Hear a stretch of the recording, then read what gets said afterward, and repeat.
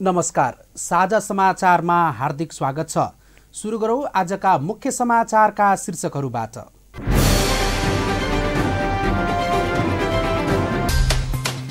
शनिबार देशभर एकै दिन 3000 बढी कोरोना संक्रमित निको। रूपन्देहीमा हालसम्म 11043 संक्रमित निको भएर घर फर्किए।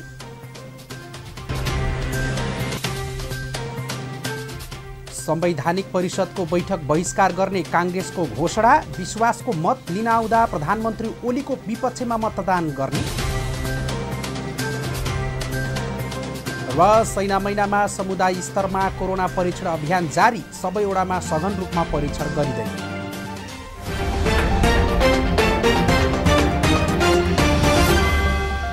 अब समाचार विस्तारमा। शनिबार एकै दिन 3000 बढी धेरैले कोरोनालाई जितेका छन्। गएको 24 घण्टामा 3370 जनाले कोरोना भाइरसलाई जितेको स्वास्थ्य तथा जनसङ्ख्या मन्त्रालयले जनाएको छ।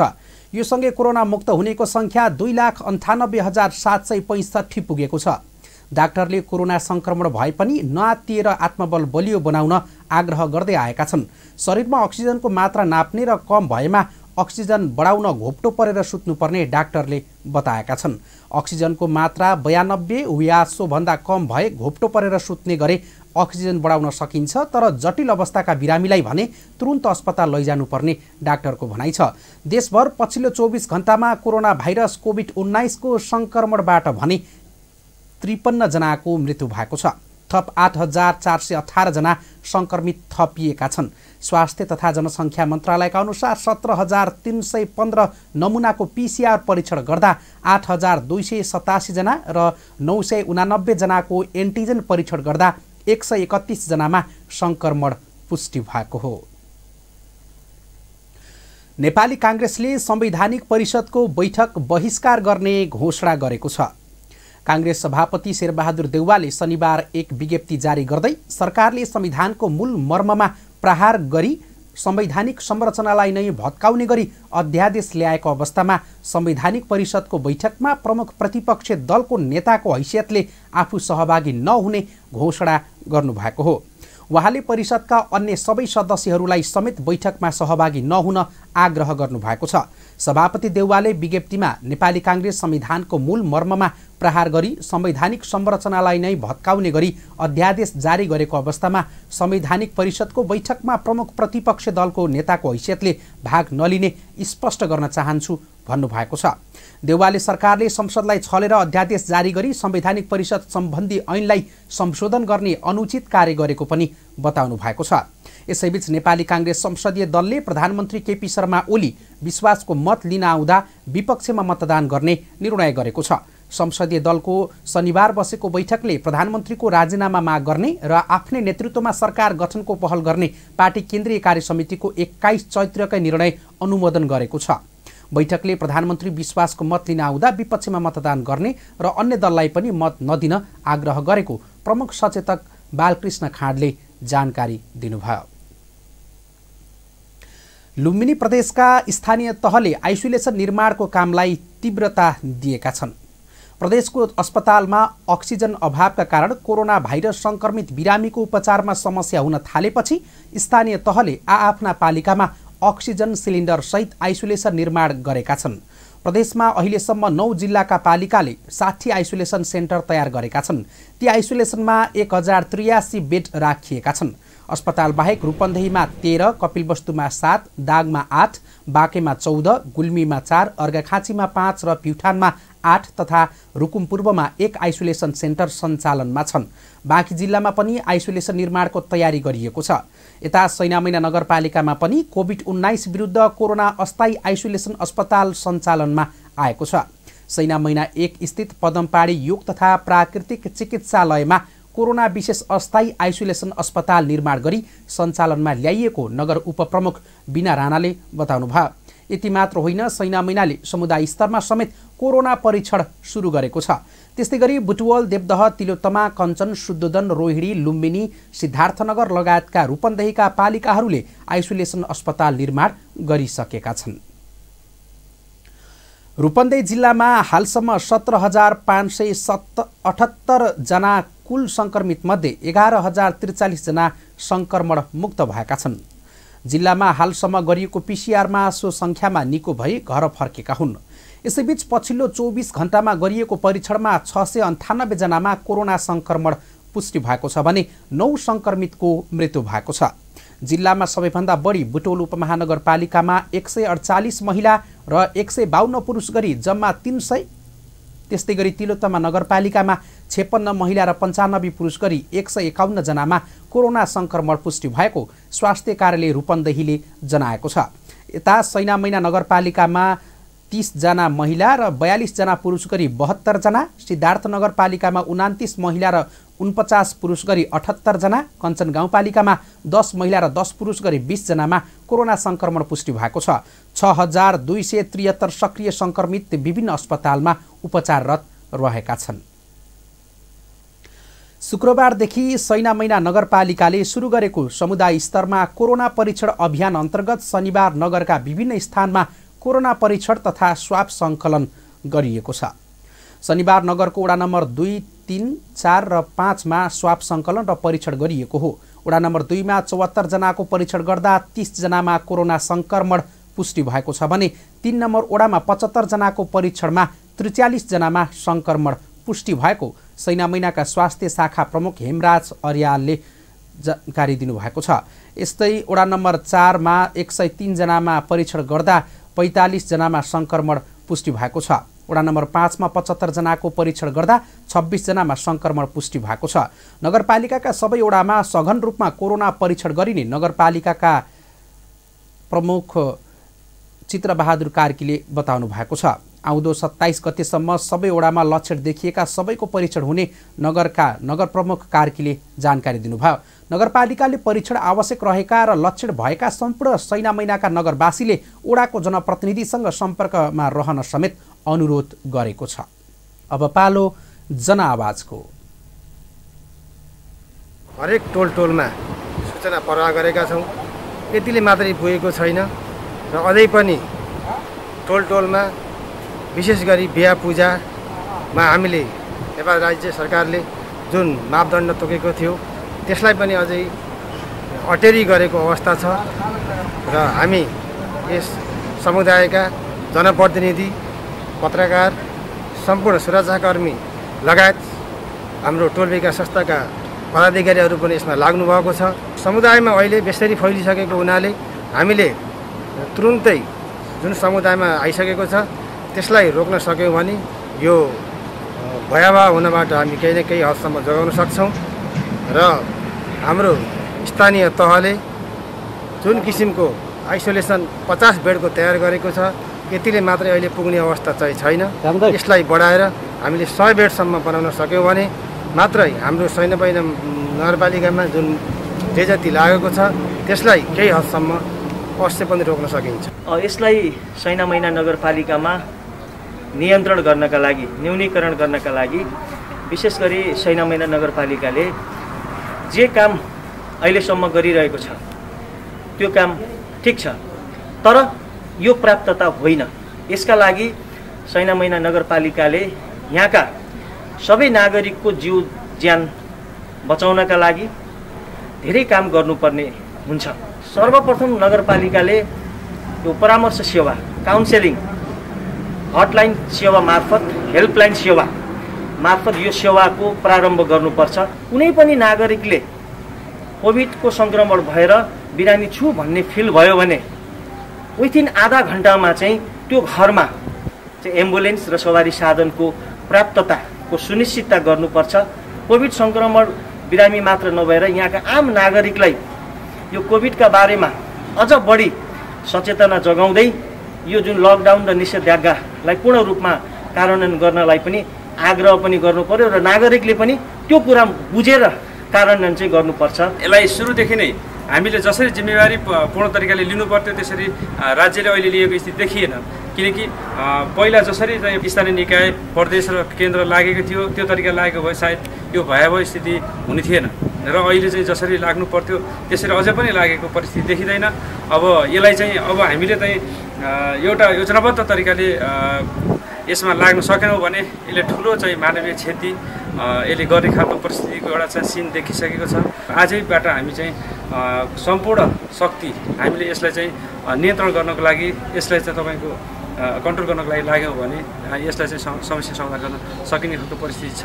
कोभिडमा जुन हिसाबले संयुक्त रूपमा सबै जनस्तर सरकार, नगरपालिका अथवा माथि प्रदेश सरकार, केन्द्रीय सरकार सबै मिलेर जसरी यसलाई एक खालको पराजय गर्न सफल भएका थियौँ, यो दोस्रो कहरमा पनि हामीले त्यही हिसाबले त्यो अनुसार सबै मेलमिलाप गरेर सबै स्थानीय सरकारको मातहतमा रहेका यहाँका सबै सङ्घ संस्था, नागरिक सबै एकताका साथ सबैलाई सहयोग गर्नुपर्ने जरुरी छ।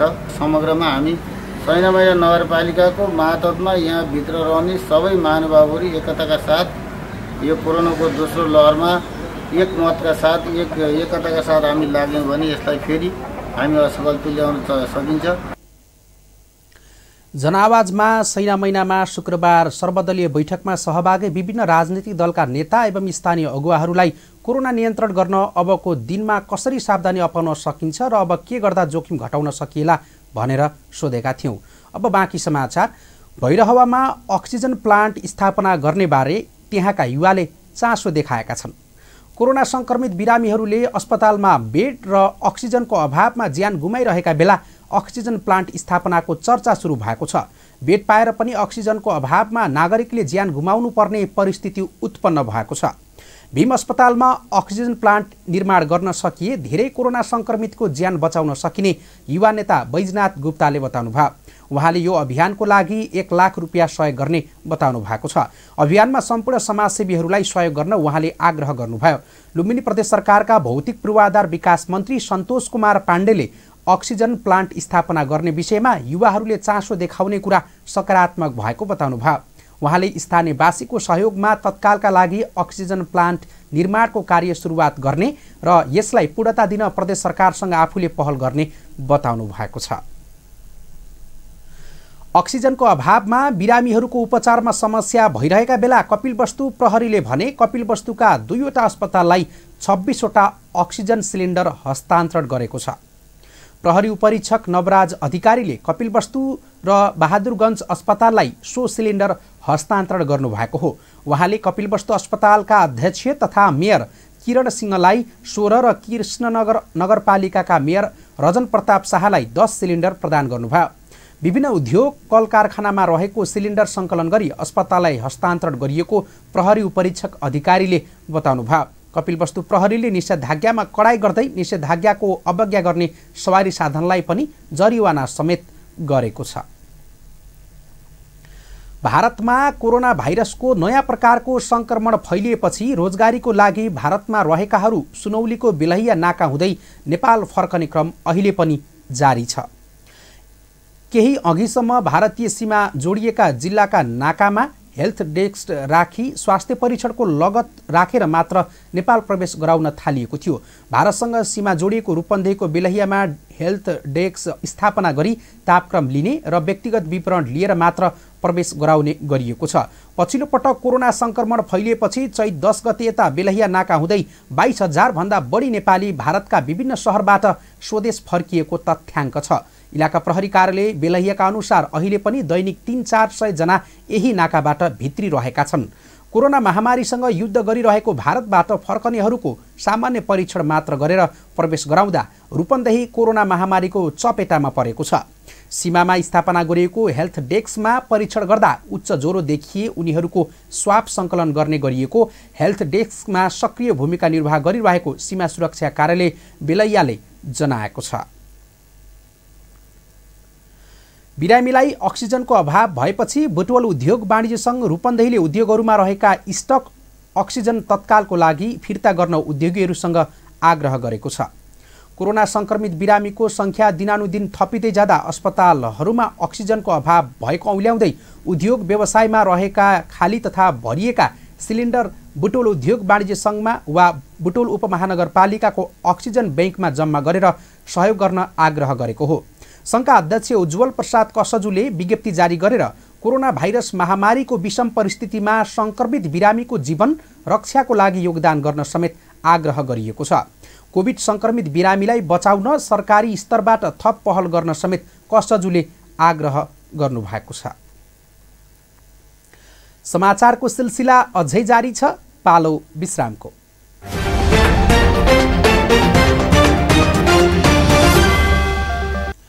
विश्रामपछि साझा समाचारमा पुनः स्वागत छ। अब बाँकी समाचार।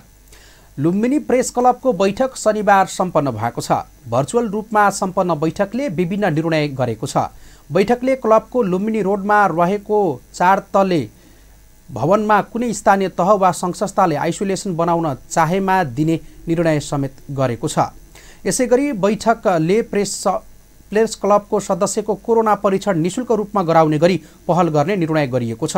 त्यस्तै गरी पत्रकार तथा आम जनतालाई कोरोना उपचारमा सहजताको लागि स्थानीय प्रशासन र अस्पताल प्रशासनसँग समन्वय गर्ने निर्णय भएको छ।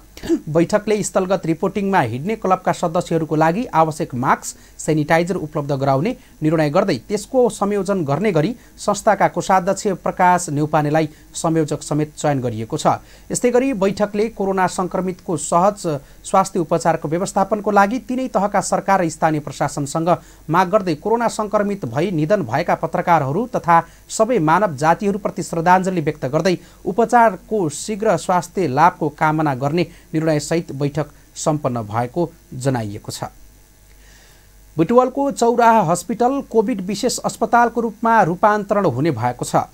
बुटवलमा कोरोना संक्रमित बिरामीको अत्याधिक वृद्धिसँगै बिरामी राखेर उपचार गर्ने अस्पतालको अभाव भएपछि चौराहा अस्पताललाई कोभिड विशेष अस्पताल बनाउने सहमति भएको हो। अस्पतालका अध्यक्ष सुदन गेवालीले चौराहा हस्पिटललाई कोभिड विशेष अस्पतालको रूपमा सञ्चालन गर्ने तयारी भएको बताउनुभयो। अध्यक्ष गेवालीले हस्पिटललाई अब 20 शय्याको कोभिड विशेष अस्पताल बनाउन तयारी गरेको र त्यसका लागि सरकार र अन्य सरकारवालाको सहयोग चाहिने समेत बताउनु भएको छ। अहिले अस्पतालमा दुर्घटनाबाट घाइते भई उपचार गराइरहेका 15 जना बिरामी रहेको र ती बिरामीको डिस्चार्ज पछि कोभिडका बिरामी भर्ना गर्ने उक्त हस्पिटलले जनाएको छ। गेवालीका अनुसार अस्पतालका लागि आवश्यक अक्सिजनको व्यवस्थापन गर्ने जिम्मा प्रदेशसभा सदस्य विष्णु पन्थीले लिनुभएको छ। करिब 10 वर्ष अघिदेखि दुर्घटनामा घाइतेहरूको उपचार गर्दै आएको उक्त अस्पतालमा 6 बेड आइसियु, 6 बेड एचडियु र 8 बेड जर्नल वार्ड बनाइने अस्पतालले जनाएको छ। कोरोना संक्रमितलाई अक्सिजन पुर्याउन सक्दैनौँ, आफै जोहो गर्नु भनेपछि आलोचित बनेको भैरहवाको भीम अस्पतालले फेरि अर्को विज्ञप्ति जारी गरेर अस्पतालमा अक्सिजन अभाव नरहेको जनाएको छ। शुक्रबार दिउँसो अस्पतालका नाममा प्रकाशित विज्ञप्तिमा भर्ना भएका कोरोना संक्रमित बिरामीलाई अक्सिजन पुर्याउन नसकिने भएकाले सोही अनुसार व्यवस्था गर्न भनिएको थियो। उक्त विज्ञप्ति प्रकाशित गर्नु अस्पतालको गैर जिम्मेवारीको पराकाष्ठ भन्दै चौतर्फी आलोचना भएपछि अस्पतालको मेडिकल सुपरिन्टेन्डेन्ट डाक्टर शकुन्तला गुप्ताले शुक्रबार राति नै अर्को विज्ञप्ति जारी गर्दै अक्सिजन अभाव नभएको जनाउनु भएको हो। डाक्टर गुप्ताले अस्पताल प्रशासनलाई जानकारी नदिई शुक्रबार दिउँसो प्रकाशित सूचनाप्रति आफ्नो ध्यानाकर्षण भएको उल्लेख गर्दै उक्त विज्ञप्तिमा कुनै सत्यता नरहेको बताउनु भएको छ। मेसु गुप्ताले आफूलाई नसोधी निकालिएको विज्ञप्ति गम्भीर त्रुटि भएको र यसले अस्पतालको बदनाम गराएकाले यसबारे सम्बन्धित कर्मचारीलाई राखेर छानबिन गरी दोषीलाई कारबाही गर्ने बताउनुभयो। अस्पतालका सूचना अधिकारी डाक्टर नारायण पोखरेलले भने मेसुसहित सम्बन्धित चिकित्सकसँग छलफल र सल्लाह गरेर नै अक्सिजन पुर्याउन नसकिने विज्ञप्ति जारी गरिएको बताएका छन्। रूपन्देहीको भैरवा स्थित universal college of medical sciences शिक्षण अस्पताल युसिएमएसले कम्तीमा पनि दैनिक 800 अक्सिजन सिलिन्डर सहज आपूर्तिका लागि सहयोग र समन्वय गरिदिन अपिल गरेको छ। बिरामीको चापलाई थेग्न अस्पतालले तयारी अवस्थामा रहेको थप 60 बेडको एचडियु समेत सञ्चालन गर्न असमर्थ हुनु परेकाले सहयोग र समन्वय गरिदिन सङ्घीय, प्रदेश र स्थानीय सरकार, स्थानीय प्रशासन, नागरिक समाज, सञ्चारकर्मी लगायत सबै पक्षसँग युसिएमएसले अपिल गरेको छ। सहज आपूर्ति हुन नसके सञ्चालनमा रहेका बेडहरूलाई समेत कटौती गर्नुपर्ने अवस्था सिर्जना हुन सक्ने मेडिकल कलेजका जनसम्पर्क अधिकृत सुशील गुरुङले बताउनुभयो। युसिएमएसले एक विज्ञप्ति जारी गर्दै अक्सिजन सिलिन्डर पाउन निकै असहजता उत्पन्न भएकाले यसको सहज आपूर्तिको लागि अपिल गरेको छ। हाल छिमेकी राष्ट्र भारतमा कोरोनाको महामारी, स्थानीय प्रशासनद्वारा जारी गरिएको निषेधाज्ञा, अनपेक्षित अघोषित लोडसेडिङले अक्सिजनको उत्पादनमा कमी आएको जनसम्पर्क अधिकृत गुरुङले बताउनुभयो। चितवन राष्ट्रिय निकुञ्जमा गैंडा मारेको अभियोगमा 1 जना पक्राउ परेका छन्। निकुञ्जका प्रमुख संरक्षक अधिकृत अरणनाथ बरालले दिएको जानकारी अनुसार पक्राउ पर्नेमा नारायणगढ निवासी कविराज श्रेष्ठ भन्ने रामकुमार रहेका छन्। उनलाई कालिका नगरपालिकाको बासघारी भन्ने ठाउँबाट वैशाख 23 गते पक्राउ गरिएको हो। उनी निकुञ्जमा मारिएका 4 गैंडाको खाक तस्करीमा संलग्न भएको निकुञ्जको आरोप छ। निकुञ्जमा चालु आर्थिक वर्षमा मात्रै गैंडा मारेको अभियोगमा 24 जना पक्राउ परेका छन्। तीमध्ये 5 जना धरौटीमा रिहा भएका छन् भने 19 जना पूर्वपक्षका लागि थुनामा छन्। चालु आर्थिक वर्षमा 4 वटा गैंडा चोरी सिकारीले मारिएका थिए भने अन्य पनि यस्तै घटना भएको निकुञ्जले जनाएको छ। साझा समाचारमा अब पालो अन्तर्राष्ट्रिय समाचारको।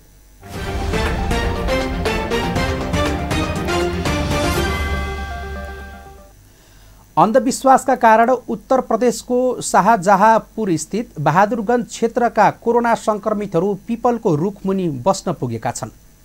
कोरोना पोजिटिभ घोषणा भएका 2 परिवारका झण्डै आधा दर्जन संक्रमित पर्याप्त अक्सिजनका लागि भन्दै पिपलको रुखमुनि बसेका हुन्। मलाई सास लिन समस्या भइरहेको थियो र अक्सिजनको कुनै सहारा थिएन। पिपलको रुखले अक्सिजन दिन्छ भन्ने थाहा पाएपछि मेरो परिवार यही आएर बसेको छ, उर्मिला नामकी एक महिलाले भनेकी छन्। भारतीय जनता पार्टीका विधायक रोशनलाल वर्माले यस इलाकामा पुगेर मानिसहरूसँग भेटघाट गरेका छन्। उनले शनिबार जिल्ला अधिकारीहरूलाई फोन गरेर अस्पतालमा बिरामीलाई स्थानान्तरण गर्न निर्देशन समेत दिएका छन्। यद्यपि पिपलको रुखमुनि निकै राम्रो महसुस गरेकाले अस्पतालमा शिफ्ट हुन मन नलागेको उर्मिलाले बताएकी छन्। यिनै समाचारसँगै साझा समाचारको अन्त्यमा आइसकेका छौँ। अन्त्यमा मुख्य समाचारका शीर्षकहरू पुनः एकपटक।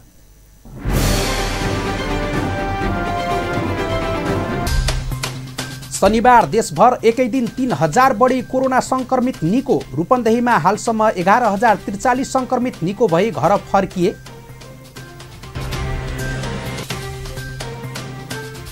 संवैधानिक परिषदको बैठक बहिष्कार गर्ने कांग्रेसको घोषणा। विश्वासको मत लिन आउँदा प्रधानमन्त्री ओलीको विपक्षमा मतदान गर्ने र सेना महिनामा समुदाय स्तरमा कोरोना परीक्षण अभियान जारी। सबै वडामा सघन रूपमा परीक्षण गरिँदै। हवस् त अहिलेका लागि साझा समाचार सकियो। अब हाम्रो भेट अर्को समाचार बुलेटिनमा हुनेछ। शान्ति र विकासका लागि तपाईँ हाम्रो एउटै भिजन साझा टेलिभिजन हेर्दै गर्नुहोस्। कोरोनाको जोखिम उच्च रहेकाले सबै स्वास्थ्य मापदण्ड अपनाई सतर्क रहौं। नमस्कार।